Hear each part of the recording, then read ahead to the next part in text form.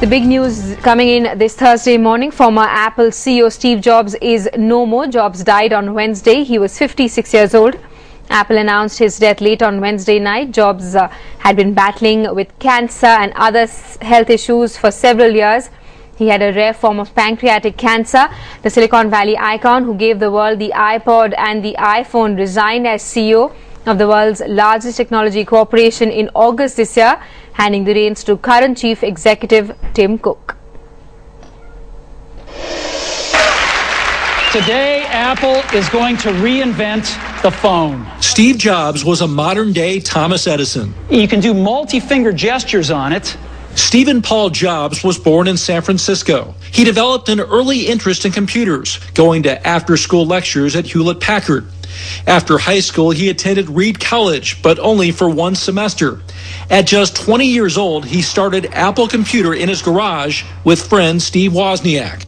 We worked hard, and in 10 years, Apple had grown from just the two of us in a garage into a $2 billion company with over 4,000 employees. In 1985, Steve Jobs was forced out of Apple, but it turned out he was just warming up. I'm Buzz Lightyear, Space Ranger. In 1986, he bought Pixar Animation Studios, which later produced hits like Toy Story. He also started a computer company called Next. In a twist of fate, Apple bought Next, and Steve Jobs went back to work for the company he started. His second act considered one of the greatest CEO tenures of all time. It's called the iPod Touch. Who knew that a computer company would change how we listen to music? Steve Jobs introduced the iconic iPod. Just slide it across, boom. The iPhone, and later what some believe would be his grandest achievement, the iPad. Steve Jobs' legacy can be found in his devices, long on aesthetics and attention to detail. He followed his heart, and with his technology, we are calling it iPhone. Changed the world.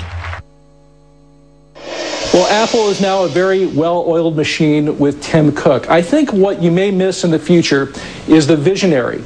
You know, Steve Jobs had the ability, the rare ability, to understand what consumers wanted before consumers realized what they wanted. He could sort of say, you know what, I think this is what people will respond to. The question is whether somebody can fill those shoes and really be able to gauge public interest before the products reach the marketplace. He's got a culture there that seems to have imbued that concept or seems to have gravitated towards it. But I think we'll have a better sense in a couple of years. They obviously have a lot of products in the pipeline that they've been working on for some time. The question is what happens a few years from now? What's going to be the next iPhone? Who's going to be able to discover that?